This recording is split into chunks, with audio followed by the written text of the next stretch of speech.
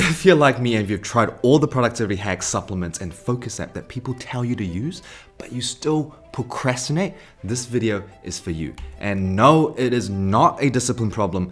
It is a dopamine problem. So every day, everyone wakes up with a dopamine baseline, and dopamine is in charge of focus and attention, memory, mood, and motivation. And a neurotypical would wake up in the morning with a normal amount of dopamine baseline. And guess what? People with ADHD, they wake up with a lower amount of dopamine baseline. That means they have lower focus and attention, memory, mood, and motivation, which is needed to stop procrastinating. And if you wake up in the morning already scrolling on your phones, and you go to bed scrolling or watching Netflix or doing something on the screen, I already know that you have a lower dopamine baseline because these things, they decrease your baseline. I'm Eugene Yao. I'm a dopamine coach for ADHD brains, and I'm also completing my master's in neuroscience. And in this video, I'm going to share the 5-step process for you to increase this dopamine baseline so you can finally beat procrastination. First, I'm going to share with you how this framework changed my life and changed the lives of many others. Throughout my whole life, I had procrastination issues, focus struggles, and low motivation. This is what my day looked like. I would wake up in the morning, I'll grab my phone, and I'll start scrolling. I had a lot of brain fog, a lot of low motivation. I didn't want to get out of bed. But I had to because I had to go to work. So on the way to work, I would scroll, I would watch YouTube, I would play video games. And when I arrived at work, I would constantly get distracted, scroll, work, scroll, until after work, I would lie on my couch and scroll and game until 11 p.m. I would go into my bed and watch my favorite show until I fall asleep. And that repeated every single day. My hours was ridiculous. It was like 7 hours and 28 minutes every single day. And that's not even including Netflix.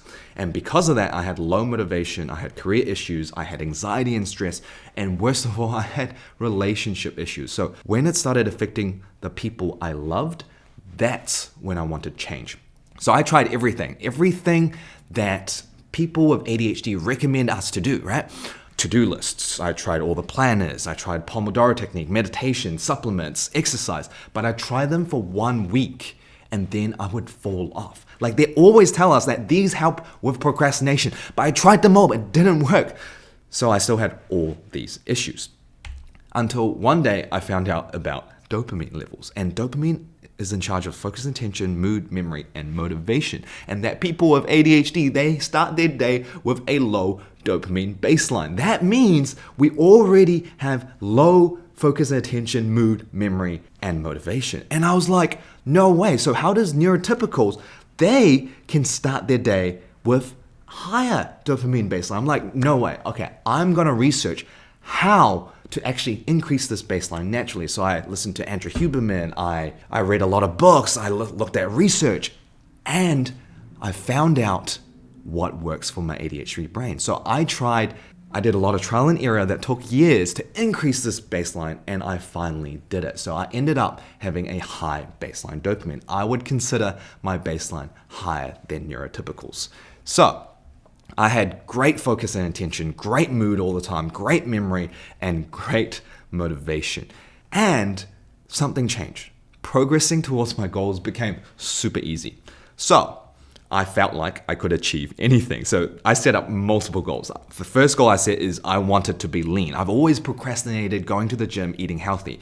But finally, with a high dopamine baseline, I went to the gym every day and I ate healthy every day and I achieved a single-digit body fat. And also I wanted a healthy relationship. So all my relationships before were like hunting for dopamine. I loved the chase, and then after the chase is gone, I didn't like it so much. So I went through up and downs. And finally, I've been in a relationship for longer than 2 years. And this is my longest relationship yet. And finally, I wanted to excel in my career. And I know you do too. I posted on LinkedIn that, hey, I'm going to reach 1 million followers in 1 year. It was an audacious goal, but I knew that I don't have procrastination anymore, and I had so much focus and motivation. So every day with this high dopamine baseline, I scripted myself every day. I filmed by myself. I edited by myself. And from 0 followers, 6 months later, I got 1 million followers. So why am I sharing this? Because if I can do it, you can too. And I know that all of you with ADHD, self-diagnosed or diagnosed, every single day, you know you're capable of more. You know you can do more. You know you want to be here. But the procrastination, the low motivation keeps making you here. Finally, I'm going to help you close that gap today. My mission is to help you live a more fulfilling life. All right, let's get into it. So, there is 8 symptoms of dopamine deficiency, and this is defined by the Cleveland Clinic. And I want you guys to think, how many symptoms do you have, right? And these symptoms have to persist on a daily basis for at least 2 weeks to make it a symptom. All right, so the first one is every day you're lacking the motivation, the drive. Every day you're tired. You can actually try to put your finger up to see how many you have. So every day you lack the motivation, the drive. Every day you're feeling tired. Every day you're feeling like you can't concentrate. Every day you're feeling like you're moody or anxious. You don't feel pleasure from previously enjoyable experiences. You feel depressed. You feel hopeless, like the future isn't exciting. You feel like you have low sex drive. So that's sex with a real partner, not porn. And you have trouble sleeping or have disrupted sleep. So these are 8 symptoms. And think about how many did you get, right? So if you have these symptoms, you have a low dopamine baseline. And I'm going to get into the details. I'm going to tell you the framework to help you increase this baseline soon. All right. But I want to tell you this. In 2021, adults in the US spend on average 8 hours and 5 minutes on digital media each day. Let me break that down for you. 8 hours a day, that's 2,900 hours a year. And that's 4 months in a year. 4 months. The average US adult spend 1 year on digital media for every 3 years spent on Earth. This is what your day looks like. You would spend one third of that at work. You would spend one third of that on your instant gratification, on your screens or your addictions. And then you would spend a third of that going to sleep. The majority of us have an instant gratification addiction. All right, so this is how dopamine works in the brain. Imagine ice cream. A neurotypical brain would start a baseline, right? And then when they see ice cream, they'll be like, ooh, ice cream. So that's anticipating ice cream. And they move towards the ice cream store. They take the first bite of ice cream. And then the second bite, you're like, it's not as exciting as the first. And then they finish the ice cream. They actually drop below baseline. And then you recover shortly back to baseline. So this is a neurotypical brain. That's how dopamine works for a neurotypical. And this is how dopamine works for an ADHD. So you start with a lower baseline. And we also have dopamine dysregulation, right? So we start with a lower baseline. We see the ice cream store. We walk towards it. We move towards the ice cream store. We anticipate the ice cream. Then we take the first bite of ice cream. We get a dopamine kick. But you notice it's not as strong as a neurotypical in terms of spiking.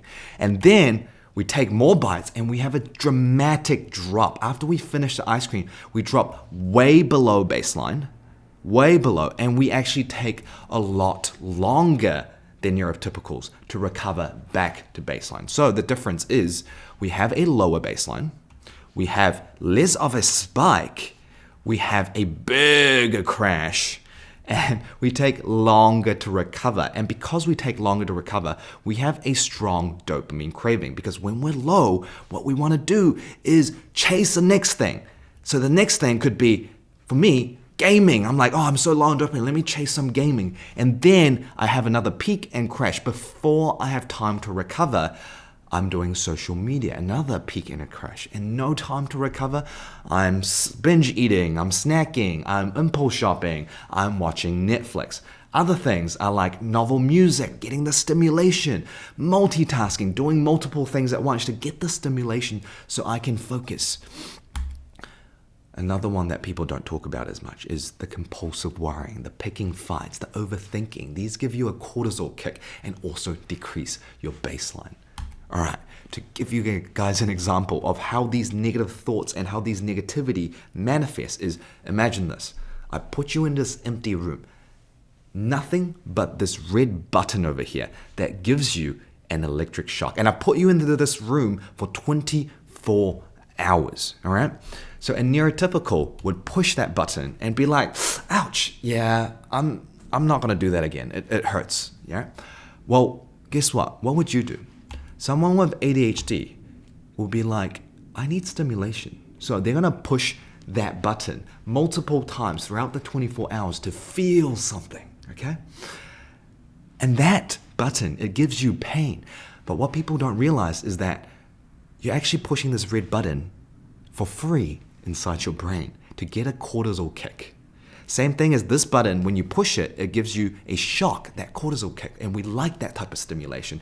We also like stimulation inside our brain. So that comes in the form of stress, self-doubt, worry, overthinking, shame, arguments, guilt, fearful thoughts, regret, perfectionism. Perfectionism is a fear of judgment, a fear of failure. So these are things that we're pushing inside our brains to feel something, to get a stimulation.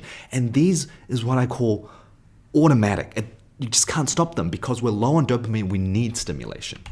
Okay, so because of this, you're constantly getting a lower baseline. And there is no time for your brain to recover, and it keeps your baseline low. So when you're trying to feel motivated to do something, you will struggle with motivation because you have low baseline. That's why you procrastinate. Guys, I put so much effort into these slides. I hope you like them all. And if you haven't subscribed already, the algorithm might not push my content to you. So please subscribe if you want more weekly videos on how to optimize your ADHD brain. Okay. So this is Dr. Anna Lembke. She wrote the book Dopamine Nation, and she is the professor of psychiatry and behavioral science at Stanford, the chief of Stanford Clinic. And inside her book, she said high dopamine rewards, the initial use, right? Initial use, you recover, you get a spike and then you recover back to baseline over time. But if you repeatedly use them, you get a less of a spike and you have a constant dopamine deficit state. So, had a client. She had a patient. She was a psychiatrist, right? So this is Delilah. Delilah went to her and she's like, hey, Dr. Anna Lembke, I get anxiety. Every night I numb my anxiety with weed so I can fall asleep, but I constantly get anxiety every single day and I don't want the anxiety. Can I have anxiety meds, please? And Dr. Anna Lembke is like, no, it's the weed. You're compulsively using weed. That's why you have a dopamine deficit state. And Delilah's like, no way. So Dr. Anna Lembke is like, I'd like you to stop using cannabis for 1 month. So she did that. 1 month later, she came back to Dr. Anna Lembke. She asks, how do you feel? Dude, so much better. Wow, less anxious, less anxiety, definitely. The word anxiety doesn't even come into my head. It used to rule my day. I'm not anxious at school anymore. The paranoia, the suspicion, that's all gone. 30 days. Another study. The depressed men in this study went into the hospital for 4 weeks. They went to the hospital for 4 weeks where they thought they're going to get meds and treatment, but no. During which time they received no treatment for depression. No treatment. And other than stopping alcohol. 1 month later of not drinking alcohol, 80% no longer met the criteria for clinical depression. That is crazy. Alcohol is so high on the dopamine stimulation list, okay? Now, think about it like this. Instant gratification decreases baseline, but there's something that increases baseline, and that is perceived pain and effort. Think of it like this. Think of the runner's high. When you go for a run, during that run, it's so painful, but after a run, you feel accomplished and euphoric. So that's what's happening to your brain. You're actually increasing your baseline. So think about it like this, like while you're running, oh, so much pain, I want to stop. But during the run, halfway through, or for some people, just after the run, they get a runner's high and it actually raises above baseline, and then you recover back to baseline. So what's interesting is doing the walking and jogging. If you find that painful, do that. Pain, gain. Food fasting, painful, but you get a gain. Lifting weights, pain, gain. Cold showers, pain, gain. Meditation, sitting alone with your thoughts, that's painful, and you but you will increase your baseline. So for women, if you're pregnant, please do not do a cold shower. And for food fasts as well, please listen to your body. Okay. And pain and effort-based dopamine, this is what we called earned dopamine. You have to earn it. It's not instant. So once you increase your dopamine baseline, like I did, you will have improved emotional regulation, sharper focus, increased productivity, increased energy, sustained motivation. So finally, any goal that you set out to do, you will be able to do them because you have a high dopamine baseline. You can achieve anything. Lose 20 pounds, get that promotion, make 6 to 7 figures, build meaningful connection, be a better parent or partner.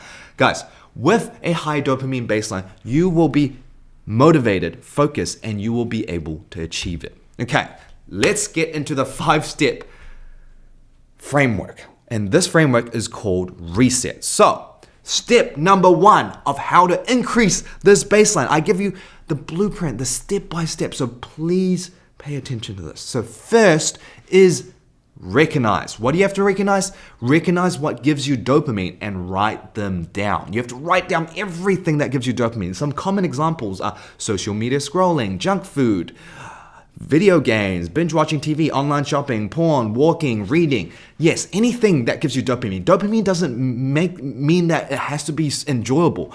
Doing anything is a dopamine activity, all right? So, for more example, crypto trading, seeking confrontation with your partner, impulse traveling, starting new hobbies, gossip, drama, constantly feeling being rushed. It's like, gives you that cortisol kick, right? Making donuts with your car or watching this video. So everything is affiliated with dopamine, okay? So write them down. Look at what your day was like yesterday or last week and write down every activity that you do. And guys, don't forget, every moment, every second of your day, every moment, whether it's external or internal, is training your dopamine to go up and down. For example, me giving this video to you, that is giving me some sort of dopamine, right? Or if I'm just doing nothing, I'm sitting alone with my thoughts, that is also a moment that is training your dopamine to go up and down, depending on what thought you have, okay? So the first step is recognize. The second step is evaluate. So you want to evaluate them into 3 different buckets, all right? So bucket number 1 is level 1, super spike. So high dopamine and requires no effort. And what we call this is instant gratification. So think of it like your junk food, overeating, video games, binge watching TV, online shopping, compulsive worrying because you can just worry out of nowhere, drugs or alcohol.